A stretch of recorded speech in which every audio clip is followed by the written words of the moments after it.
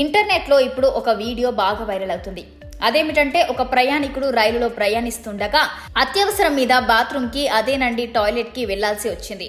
అందులో వింతేముంది వైరల్ అవ్వడానికి అని మీకు డౌట్ రావచ్చు. అక్కడే ఉంది అసలు విషయం. రైలు బాగా రద్దీగా ఉంది. కాలు తీసి కాలు పెట్టడానికి చిన్న సందు కూడా లేదు.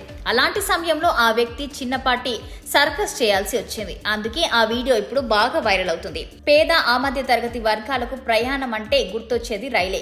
ఎందుకంటే రైలులో ప్రయాణం అంటే తక్కువ ఖర్చుతో అయిపోతుంది. వందల కొద్ది కిలోమీటర్లు ప్రయాణం బస్సులో చెయ్యాలంటే వేలల్లో ఖర్చు పెట్టాలి.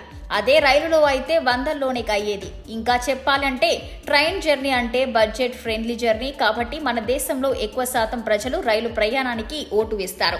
ఇది కేవలం మధ్యతరగతి దిగువ మధ్యతరగతి వారికే కాదు, సంపన్నులు కూడా కాస్త టైం ఉంటే ఫ్లైట్లో వెళ్ళడానికి బదులు ట్రైన్లో ఫస్ట్ క్లాస్ ఏసీలో బుకింగ్ చేసుకుని జర్నీ చేస్తారు.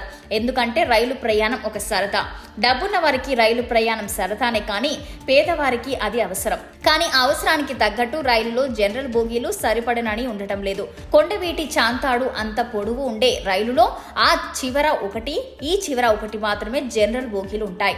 దీంతో ఎంతమందికి జనరల్ టికెట్ ఇచ్చినా వారంతా ఆ రైల్లో అదే బోగీలో ప్రయాణం చేయక తప్పదు. అందుకే ఆ ఆగుచాట్లు. అయితే ఆ రైలులో టాయిలెట్కి వెళ్ళడానికి ఇలా ఫీట్లు చేయడం అనేది ఇది మొదటిసారి కాదు. 2023లో జూన్ నెలలో కూడా ఇలాంటి సంఘటన ఒకటి చోటు చేసుకుంది. అయినప్పటికీ ప్రభుత్వం మాత్రం రద్దీగా ఉండే మార్గాలలో అదనపు జనరల్ బోగీలను ఏర్పాటు చేయడం లేదు. మరి ఇలాంటి ఫీట్లు ఫీచర్లో ఇంకెన్ని చూడాలో ఏమో.